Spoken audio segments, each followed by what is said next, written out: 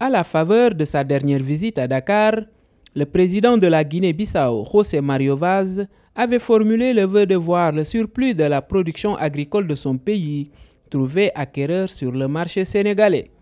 Une requête que le président du Sénégal avait prise très au sérieux.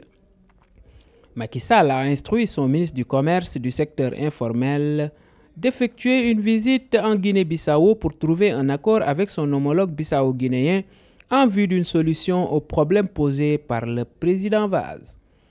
Et c'est chose faite depuis ce vendredi 24 novembre. En compagnie d'opérateurs économiques s'activant dans les produits agricoles, Alioune Sarr s'est rendu à Bissau et a décroché le jackpot. C'est le moins qu'on puisse dire.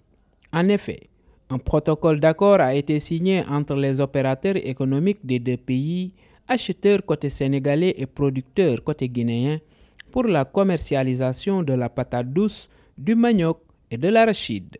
Cette journée extrêmement riche que nous avons vécue aujourd'hui, avec la rencontre avec le Premier ministre, mais également avec son Excellence le Président Vaz qui nous a largement reçus.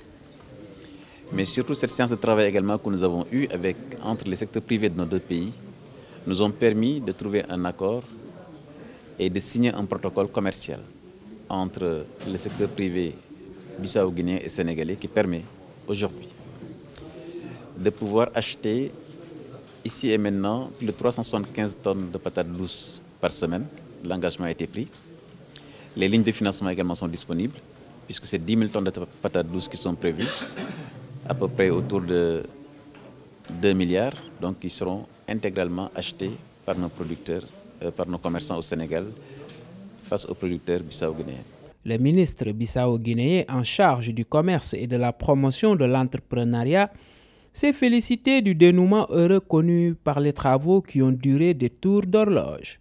Pour Victor Mandenga, c'est la preuve que le Guinée-Bissau et le Sénégal ont tous des atouts pour renforcer leur liaison commerciale, leur liaison bancaire, leur liaison entre le secteur privé, entre nos agricultures.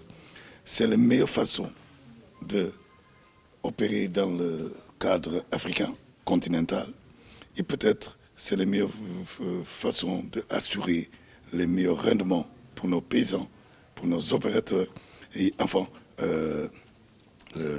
la bonne vie pour tout le monde. Moussa Ndao est l'un des signataires de l'accord paraphé cet après-midi entre producteurs bissau-guinéens et acheteurs sénégalais. L'opérateur économique est d'autant plus ravi qu'il y aura moins de tracasseries sur l'axe Dakar-Bissau. Avec l'implication des deux États, tous les problèmes que nous rencontrions seront résolus. Chaque État, en ce qui le concerne, jouera sa partition pour que les tracasseries qui nous pourrissaient la vie n'aient plus cours.